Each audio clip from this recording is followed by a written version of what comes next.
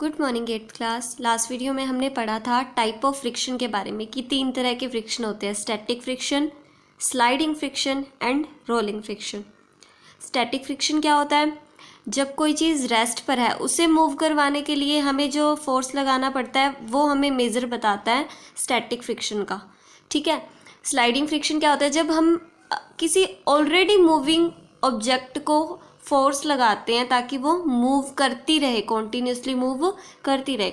तो moving object को move करवाने के लिए जो फोर्स लगाएंगे वो कम लगाना पड़ेगा ना, लेकिन अगर कोई चीज़ पहले से रेस्ट पर है उसे मूव करवाने के लिए हमें ज़्यादा फोर्स लगाना पड़ेगा। तो स्टैटिक फ्रिक्शन ज़्यादा होता है as compare to sliding friction.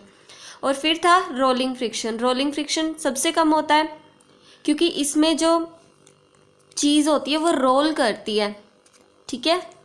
इसीलिए तो हैवी ऑब्जेक्ट्स को अगर हमें कैरी करना होता है एक स्थान से दूसरे स्थान पर तो फिर हम उनके नीचे क्या लगा देते हैं? रोलर्स लगा देते हैं, क्योंकि इसके कारण फ्रिक्शन क्या हो जाता है? रिड्यूस हो जाता है, मिनिमम हो जाता है और उस ऑब्जेक्ट को कैरी करना ईजी हो जाता है।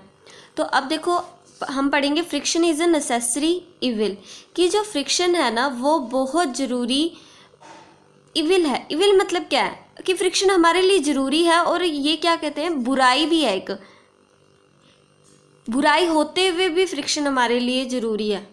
क्यों ज़रूरी है? फ्रिक्शन के कारण देखो बहुत सारे नुकसान भी होते हैं। मशीनों के पुर्जे वगैरह घस जाते हैं। जब हम चलते हैं तो हमारे शूज़ और ग्राउंड के बीच में फोर्स ऑफ फ्रिक्शन लगने के कारण हमारे शूज़ के जो तले होते हैं वो घस जाते हैं। तो फ्रिक्शन के कारण बहुत सारे डिसएडवांटेजेस भी होते हैं, लेकिन इसके कुछ एडवांटेजेस भी हैं फ्रिक्शन के, ठीक है। तो फ्रिक्शन एक नेसेसरी इविल है। इविल मतलब बुराई होते हुए भी हमारे लिए नेसेसरी है, ज़रूरी है फ्रिक्शन। तो देखो frictional force plays an important role in our daily life. Frictional force जो है हमारी डेली लाइफ में काफ़ी महत्वपूर्ण रोल प्ले करता है।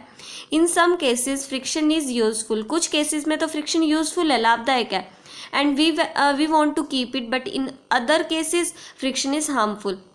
जहाँ पर फ्रिक्शन हमारे लिए यूज़फुल है हम उसे वहाँ पर रखना चाहेंगे, फ्रिक्शन भाई यहाँ पर होना चाहिए, लेकिन जहाँ पर ये हार्मफुल होता है, नुकसानदायक होता है, वी विश टू रिड्यूस, तो वहाँ हम इसे कम करने की कोशिश करते हैं फ्रिक्शन को। We will now discuss the advantages and disadvantages of friction in detail one by one. तो देखो हम पहले पढ़ेंगे एडवांटेजेस क्या क्या है फ्रिक्शन के, फिर हम पढ़ेंगे डिसएडवांटेजेस, फिर हम पढ़ेंगे कि फ्रिक्शन को इंक्रीज करने के क्या मेथड है, फिर हम पढ़ेंगे कि फ्रिक्शन को डिक्रीज करने के मेथड क्या है, ठीक है। तो आज हमारा टॉपिक रहेगा एडवांटेजेस ऑफ फ्रिक्शन की। फ्रिक्शन के क्या क्या एडवांटेज है, हमारे लिए क्या क्या लाभ हैं इसके। तो देखो frictional force is necessary because it helps in performing many of our daily activities. Frictional force हमारे लिए इसलिए ज़रूरी है क्योंकि ये जो फोर्स है ना हमारी डेली एक्टिविटीज़ को परफॉर्म करने में हमारी हेल्प करवाता है। फ्रिक्शनल फोर्स वो कैसे करवाता है वो अब आप समझोगे। तो देखो फर्स्ट पॉइंट क्या है, friction enables us to walk without sleeping. Friction के कारण हम बिना फिसले वॉक कर सकते हैं, हम फिसलते नहीं ड्यू टू फ्रिक्शन। अगर फ्रिक्शन ही ना हो, बिल्कुल स्मूथ सरफेस हो, ठीक है, तो हम तो फिसल जाएंगे। तो रफ़ होना भी तो ज़रूरी है ना, उस चीज़ में इरेगुलरिटीज़ होना ज़रूरी है ताकि जो हमारे शूज़ में जो इरेगुलरिटी हैं और इस ग्राउंड में जो इरेगुलरिटीज़ हैं वो आपस में इंटरलॉक हो जाए और हम फिसलें ना। अगर ये इरेगुलरिटीज़ अगर इंटरलॉक नहीं होंगी तो हम फिसल जाएंगे।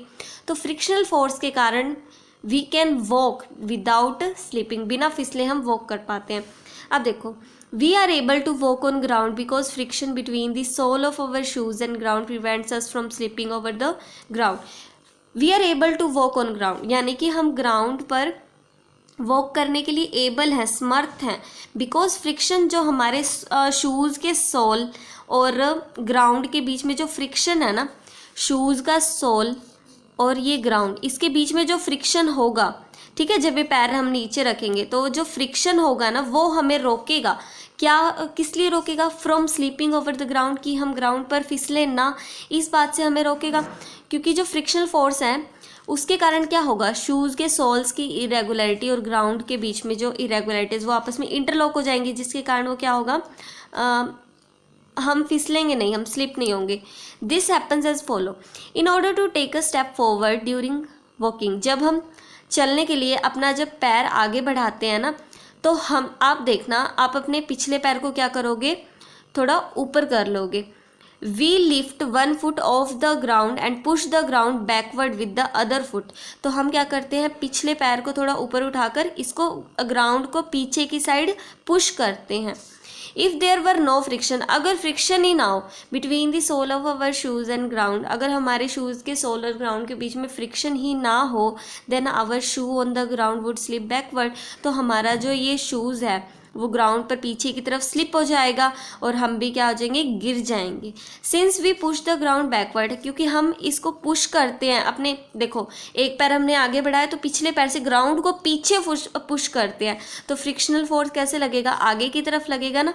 तो देखो foot tries to slip in this direction, पैर तो हमारा इस डायरेक्शन में पीछे की साइड धक्का मारता है ग्राउंड को, लेकिन फ्रिक्शनल फोर्स तो ऑपोजिट साइड में लगेगा ना, इस साइड में लगेगा।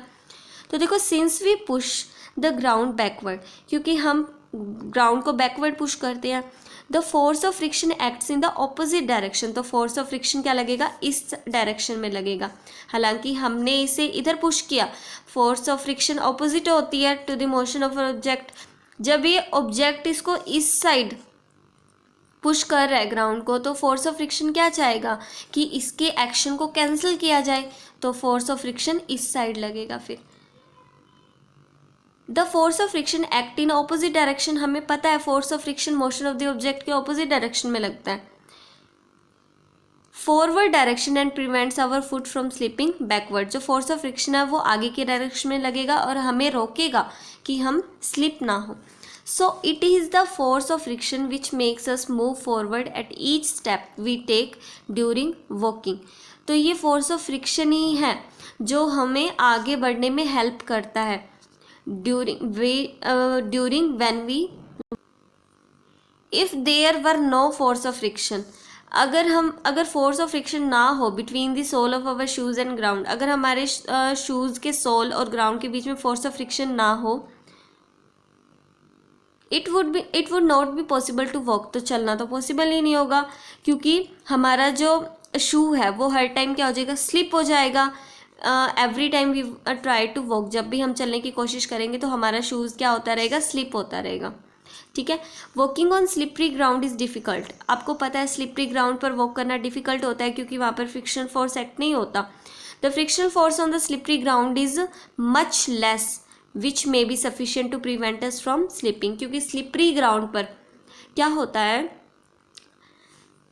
जो फ्रिक्शनल फोर्स होता है ना वो कम होता है, जितना हमें फिसलने से रोकने के लिए फ्रिक्शनल फोर्स चाहिए ना स्लिपरी ग्राउंड पे उससे कम होता है, जिसके कारण हमारे लिए चलना मुश्किल होता है।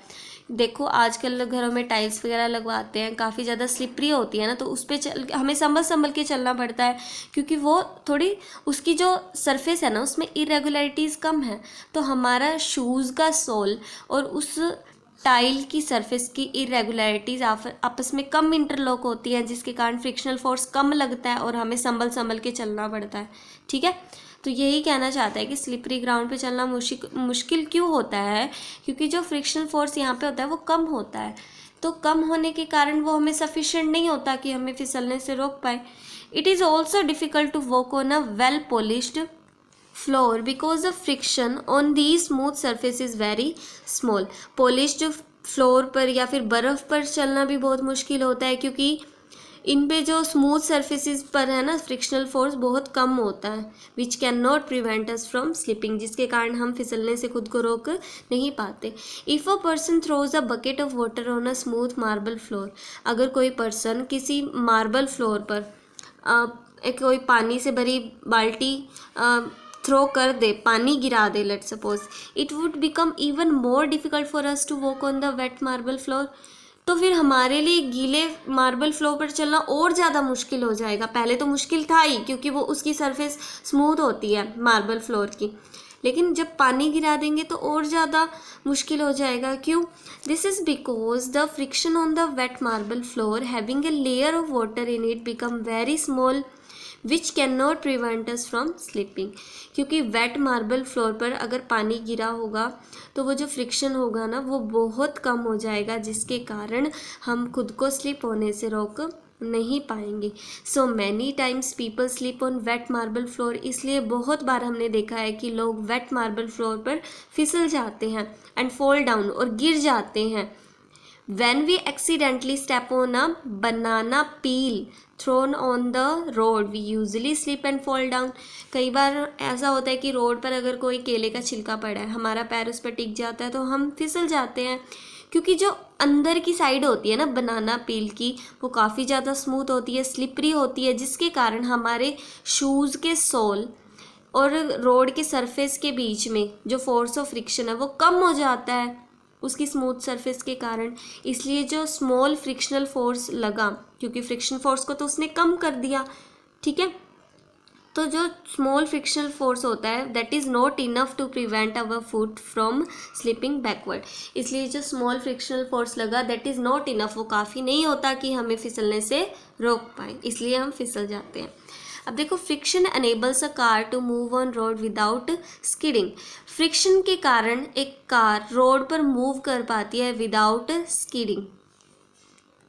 देखो तो फिर the friction between tyres of a car, जो कार के टायर के बीच में और रोड के बीच में जो फ्रिक्शन है, घर्षण बल है, enables a car to move forward on road without skidding. उसके कारण क्या होता है, कार आगे की तरफ मूव कर पाती है, चल पाती है without skidding.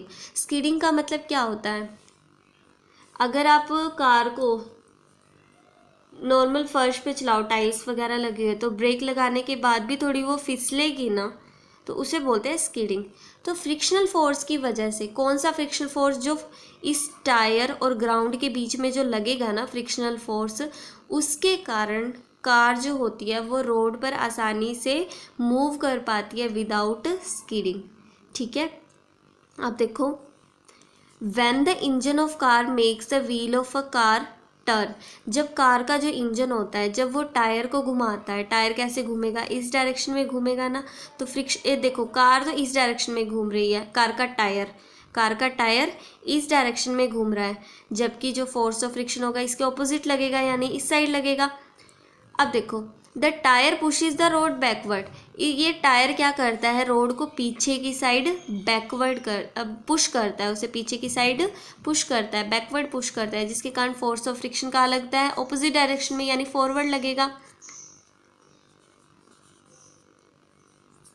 At its point of contact with the road, the friction between the tire of car and the surface of road acts in the forward direction and prevents it from the skidding. जिसके कारण क्या होता है, tyre पीछे की side धक्का लगाता है ग्राउंड को और फ्रिक्शनल फोर्स आगे की साइड, जिसके कारण इन दोनों में एक बैलेंस बन जाता है और कार स्किड नहीं होती। In this case, friction provide the forward force which drive the car. If there were no friction between car, tire and road, अगर कोई फ्रिक्शन हो ही ना कार के टायर और रोड के बीच में, then the wheels of car would spin at the same place but the car would not move forward at all. अगर फ्रिक्शन ही ना होगा तो ये टायर ऐसे ही घूमता रह जाएगा, क्योंकि जो फ्रिक्शनल फोर्स है ना वो इसे आगे लेके जा रहा है, आगे की साइड तो फ्रिक्शनल फोर्स लग रहा है, तो ये फ्रिक्शनल फोर्स इसे आगे लेके जा रहा है। अगर ये फ्रिक्शनल फोर्स ही ना हो तो कार का टायर तो ऐसे ही घूमता रहेगा, ये आगे मूव ही नहीं करेगी। The car would stay at the same place where it was before. Car उसी जगह पर रहेगी जहाँ पर ये पहले थी, फ्रिक्शनल फोर्स नहीं होगा तो कार मूव भी नहीं करेगी। It becomes somewhat difficult to drive and control a car on wet road. कई बार क्या होता है, कार को चलाना या कंट्रोल करना वेट रोड पर, गीले रोड पर काफ़ी मुश्किल हो जाता है, बिकॉज वाटर की प्रेजेंस के कारण फ्रिक्शनल फोर्स कम हो जाता है रोड का, जिसके कारण वो स्लिपरी हो जाता है, and because of reduced friction, और कम हुए फ्रिक्शन के कारण there are more chances of skidding of car, specially when brakes are applied suddenly. कई बार क्या होता है, स्कीडिंग होने का खतरा बढ़ जाता है गीले रोड पे, क्योंकि कई बार हम ब्रेक अचानक से लगा देते हैं तो वो आगे की तरफ क्या होती है, फिसलती जाती है, तो जिसके कारण एक्सीडेंट होने का भी खतरा बढ़ जाता है। So driving a car on wet road needs extra care. इसलिए जब भी आप वेट रोड पर कार चलाते हो तो उसमें आपको ज़्यादा ध्यान रखने की, सावधानी बरतने की ज़रूरत होती है। Just like a car, friction also enables a bicycle to move along a road. Car की तरह फ्रिक्शनल फोर्स के कारण ही एक बाइसिकल भी मूव कर पाती है रोड पर। कार, बसेस, जो भी ट्रांसपोर्ट आप लैंड पर देखते हो ना, वो अगर आगे बढ़ रही हैं तो फ्रिक्शनल फोर्स की वजह से बढ़ रही हैं। In fact all the vehicles are able to move on road because of the presence of friction between the tyres and the surface of road. In fact सभी के सभी व्हीकल्स जो आप लैंड पर चलते हुए देख रहे हो फ्रिक्शनल फोर्स की वजह से चल रहे हैं। अगर फ्रिक्शनल फोर्स ही ना हो तो वो आगे नहीं बढ़ पाएंगे। हम चल रहे हैं तो हम भी फ्रिक्शन फोर्स की वजह से चल रहे हैं, अगर फ्रिक्शन फोर्स ना हो तो हम भी नहीं चल पाएंगे, फिसल जाएंगे। उसी तरह से व्हीकल्स के साथ भी तो होता है ना, अगर वो फ्रिक्शन फोर्स ही ना हो तो वो आगे की तरफ मूव नहीं कर पाएंगे और स्किडिंग कर जाएंगे।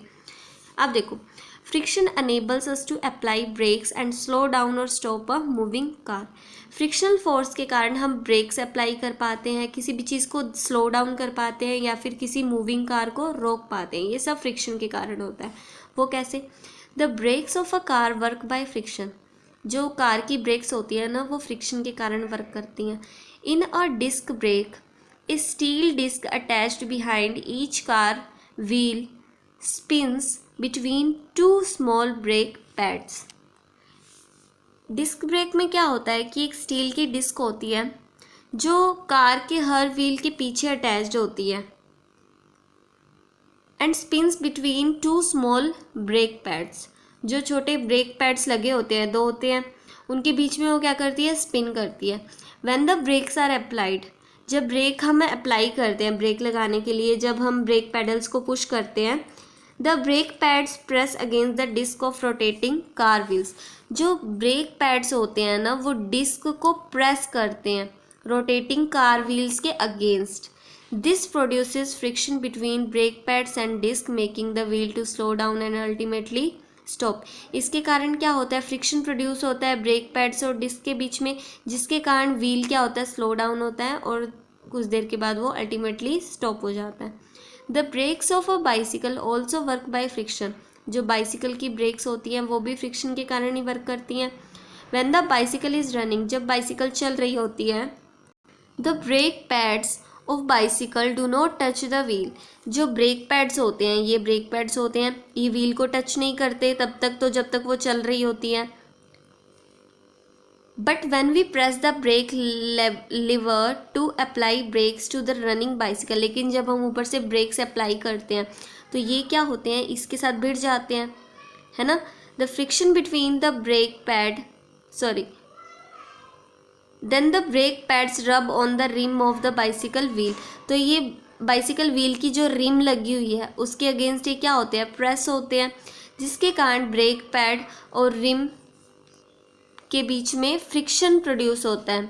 ब्रेक पैड और इस रिम के बीच में यहाँ पर फ्रिक्शन प्रोड्यूस होता है, जिसके कारण क्या होता है? जो मूविंग बाइसिकल होती है वो धीरे धीरे क्या होती है? रुक जाती है। Due to this the running bicycle slows down and finally stops. If there were no friction, अगर इन दोनों के बीच में फ्रिक्शन ना हो तो इस पैड की इस पर ग्रिप नहीं बनेगी, पकड़ नहीं बनेगी, तो ये रोक भी नहीं पाएगा, है ना। सिंपल सी बात है, ग्रिप भी नहीं बनेगी जब इसकी पकड़ नहीं बनेगी। पकड़ किसके कारण बनेगी? जब फोर्स ऑफ फ्रिक्शन लगे इन दोनों के बीच में। जब फोर्स ऑफ फ्रिक्शन ही नहीं लगेगा तो ग्रिप नहीं बनेगी और ये रुकेगी नहीं। If there were no friction then once a vehicle start moving it would never stop. अगर फोर्स ऑफ फ्रिक्शन हो ही ना तो एक व्हीकल स्टार्ट तो हो जाएगा बट वो रुकेगा नहीं, ठीक है। Because brakes would not work without friction, क्योंकि बिना फ्रिक्शन के ब्रेक्स वर्क नहीं कर सकती। In fact had there been no friction between the tyres of vehicle and road, अगर व्हीकल्स के टायर और रोड के बीच में फ्रिक्शन ही ना हो, the vehicles could not be started और स्टॉप और turn to change the direction of motion. अगर फ्रिक्शन ही ना हो ना टायर और रोड के बीच में, ना तो उन्हें रोका जा सकता है ना उन्हें स्टार्ट किया जा सकता है। अभी हमने देखा स्टार्ट भी नहीं कर पाएंगे, आगे ही नहीं मूव करेंगी वो, ठीक है। स्टार्ट हो गई तो वो रुक नहीं पाएंगी, हम उसकी डायरेक्शन को चेंज नहीं कर पाएंगे, फ्रिक्शनल फोर्स की वजह से तो डायरेक्शन चेंज होती है, ठीक है। Friction enables us to write and draw on paper. अब अगर हम यहाँ पेन से इस पर लिख पा रहे हैं ना तो ये भी फ्रिक्शनल फोर्स की वजह से है। हम कोई ग्लास शीशे के ऊपर नहीं लिख पाते आसानी से, क्योंकि उसमें इरेगुलरिटीज़ कम है, इसमें इरेगुलरिटीज़ हैं जिसके कारण वो जो इंक होती है ना इसके ऊपर थोड़ी स्टिक हो जाती है, चिपक जाती है, जिसके कारण हमें लिखा हुआ अपीयर होता है कुछ। We are able to write and make drawing on paper, हम किसी भी पेपर पर लिख पाते हैं, ड्राइंग बना पाते हैं, because there is friction between the tip of pencil and paper, क्योंकि हमारी पेंसिल के टिप और पेपर के बीच में क्या है, फोर्स ऑफ फ्रिक्शन है, इसलिए हम लिख पा रहे हैं। The pencil has a thin black core made of carbon which is called pencil lead. Pencil में क्या होता है, आगे का वो जो सिक्का होता है ना, वो क्या होता है, पतला होता है, ब्लैक कोर होता है उसका, जो कि इसका बना होता है कार्बन या फिर ग्रेफाइट का बना होता है, which is called pencil lead, जिसे हम क्या बोलते हैं, पेंसिल लेड बोलते हैं। When we write with the pencil, friction with the paper rubs off carbon particles from the pencil lead which stick to the paper and leave black marks on paper। जब हम pencil से paper पर right करते हैं तो उसके जो कुछ कार्बन के पार्टिकल्स हैं वो पेपर पर लग जाते हैं फ्रिक्शनल फोर्स की वजह से। फ्रिक्शनल फोर्स की वजह से क्या होता है, वो पेपर से चिपक जाते हैं कार्बन के पार्टिकल्स और हमें कुछ लिखा हुआ अपीयर होता है, कुछ दिखता है हमें। Similarly when we write with the pen, जब हम पेन से लिखते हैं, the particles of ink rub off from the pen's refill due to the friction with paper stick on the paper and leaves marks of writing on paper. जब हम pen से लिखते हैं तो पेन की जो इंक होती है वो पेन के रिफिल से निकलकर पेपर पर क्या हो जाती है, स्टिक हो जाती है, चिपक जाती है फ्रिक्शन के कारण, और हमें पेपर पर लिखावट के हमें मार्क्स मिल जाते हैं। If there were no friction, अगर इस पेन की ये जो निब है और इसके बीच में अगर फ्रिक्शन ही ना हो पेज के बीच में, तो ये इस पर नहीं चलेगा, क्योंकि जो इसकी इंक है ना वो इसके साथ स्टिक ही नहीं होगी। We can not write with the pencil on a glass sheet, हम पेंसिल से नहीं लिख पाते ग्लास शीट पर। कोई भी अगर शीशे का आपने कुछ ले रखा है उस पर आप पेंसिल से नहीं लिख पाओगे, क्योंकि जो ग्लास सरफेस है ना वो बहुत ज़्यादा स्मूथ है, जिसके कारण फ्रिक्शन जो पेंसिल की टिप और ग्लास की सरफेस के बीच में वो बहुत कम है।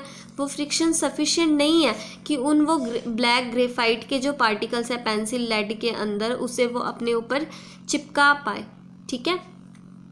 A teacher is able to write on a black board with the chalk due to friction between the black board and chalk. Teacher भी ब्लैक बोर्ड पर तभी लिख पाता है क्योंकि वो जो चौक होता है और ब्लैक बोर्ड होता है उसमें फ्रिक्शन एक्ट करता है। अगर फ्रिक्शन ना हो तो चौक उस पर चलेगा ही नहीं।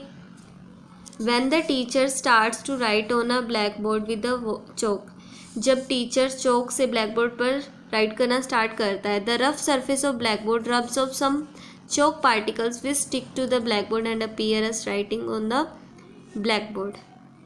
जब वो लिखना स्टार्ट करता है टीचर चौक से ब्लैक बोर्ड पर, तो ब्लैक बोर्ड जो होता है उसकी सरफेस रफ होती है, तो वो कुछ चौक के पार्टिकल्स को रब ऑफ कर लेता है, अपने ऊपर स्टिक कर लेता है and appear as writing on the black board, और हमें तब ब्लैक बोर्ड पर कुछ लिखा हुआ दिखाई देता है।